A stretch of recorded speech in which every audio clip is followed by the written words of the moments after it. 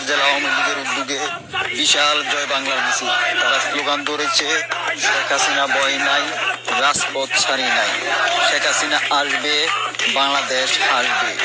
এই সিলেটের মাটি শেখ হাসিনার ঘাঁটি, এই সিলেটের মাটি শেখ হাসিনার ঘাঁটি।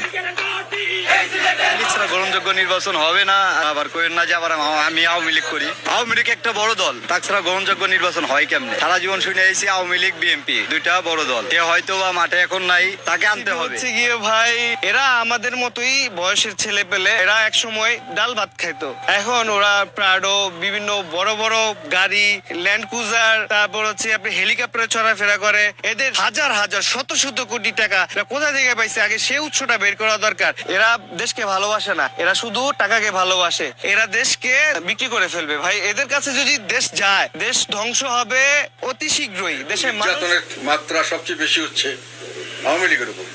কাজে আওয়ামী লীগের একটা নির্যাতিত একটা অবস্থানে আছে, আমরা নির্যাতিতের পক্ষে কথা বলছি, কাজে তারা আমাদেরকে সমর্থন করতে পারে। এটা রিহ্যাবিলিটেশনের ব্যাপার নয়। আওয়ামী লীগের মানুষরা মানুষ, আওয়ামী লীগ সংগঠন হইতে পারে, সংগঠনের তারা মেম্বার হতে পারে, কালকে তারা সংগঠনে নাও থাকতে পারে, কিন্তু তারা দেশের মালিক, তারা দেশের মানুষ, দেশের ভোটার, তারা কোনো না কোনো কারণে যাবেই যদি ভোট দিতে আসে। এখন জামাত চেষ্টা করছে এবং প্রকাশ্যভাবে চেষ্টা করছে যে আওয়ামী লীগের ভোট তাদের কাছে আসুক। আমি যেটা বিভিন্ন জায়গাতে পাচ্ছি, বিএনপি চেষ্টা করছে যে তাদের কাছে আওয়ামী লীগের ভোট আসুক। তারা বিভিন্নভাবে আওয়ামী লীগের পক্ষে কথা বলছে, সেখানে এটাকে কোনো অপকম্য ধরা হচ্ছে না বা তাদেরকে নিন্দা করা হচ্ছে না। জাতীয় পার্টি যখন বলছে যে আমরা তো কিছু বলি নাই, মানে আশঙ্কা করছে ওনারা আমাদের প্রতিযোগিতা যে বড় ধরনের একটা ভোট ব্যাংক আছে আওয়ামী লীগের, যেটা যদি আওয়ামী লীগ ভোটে না আসতে পারে হয়তো জাতীয় পার্টিকে দেবে। এটা অপরাধ কেন হবে? তাদের অধিকার নাই ভোট দেওয়ার? তাদের অধিকার নাই যাকে ইচ্ছা তাকে চুজ করার?